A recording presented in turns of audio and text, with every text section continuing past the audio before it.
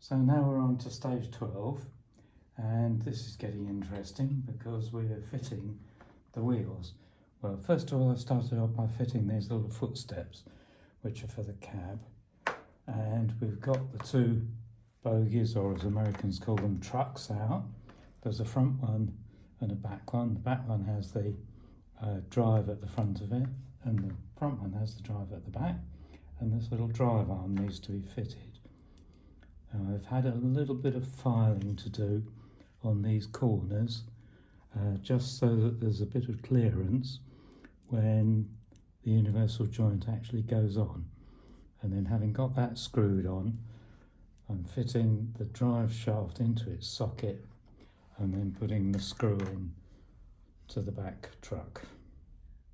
So we've got the back truck and the shaft drive all on now, but before we put the cab on, I wanted to do the lubricator, which has a little banjo bolt round this side and the main steam pipe which comes up onto the regulator here. And I've also put on the front couplers and these little flag holders, so that takes it forward.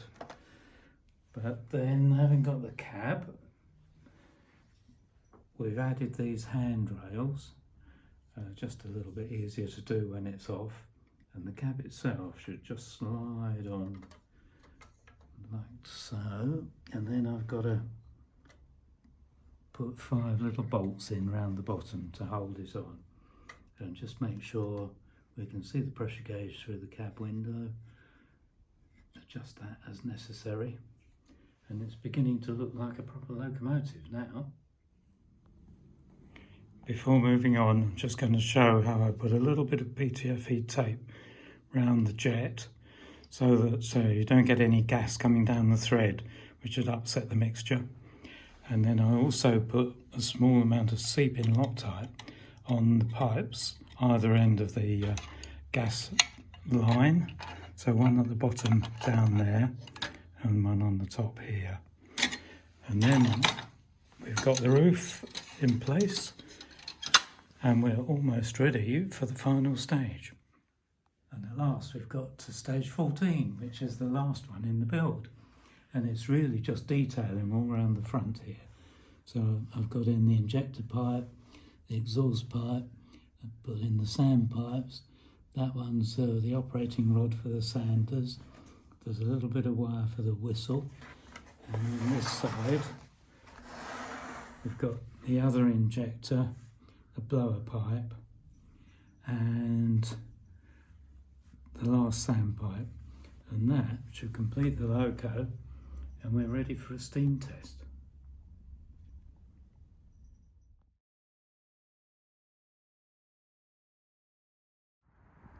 Well, the engine's all done, and we're now ready for a test steam up. But before that, we'll just have a go through all the things that are needed. In the first place, I've rounded up all the spare parts, screws, nuts and bolts, washers, etc. Put them in a plastic bag, ready for future use. Then we've got the gas with its adapter on the top. This is butane or butane propane mix. Then water for the boiler. Now that isn't just ordinary tap water, because if you run it on tap water, especially in a hard water area, you'll end up furring up the boiler. So you've got a choice of filtered rainwater, distilled water, or water from a condensing tumble dryer, which is what this one is. And I've got a little bit of ordinary water which will go around the gas tank to stabilise the temperature. Some thin oil on the little oiling pen for all the motion. Steam oil for the lubricator. A lighter to get things underway. And a funnel to fill the boiler with.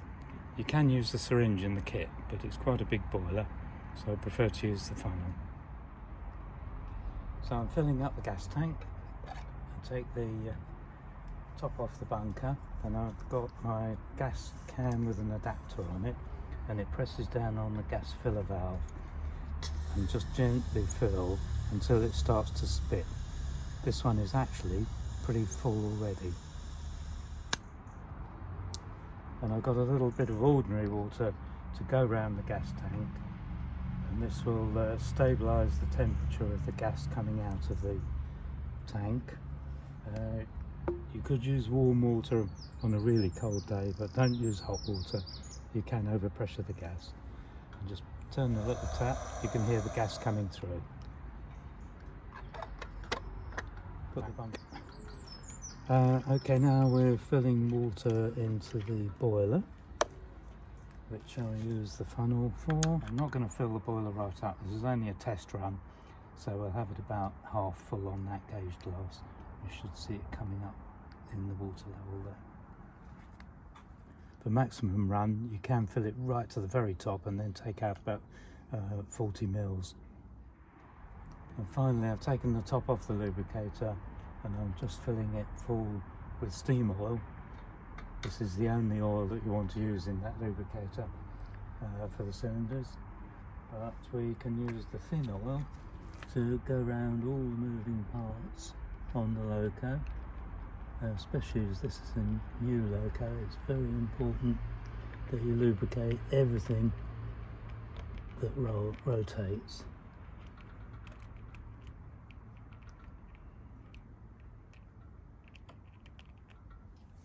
There we go. And I have to say, our first steam up was a bit of a disappointment. I ended up with blockage in the little banjo bolts due to using PTFE. That's these little bolts here, and I've changed them now for copper washers, so we'll have another go.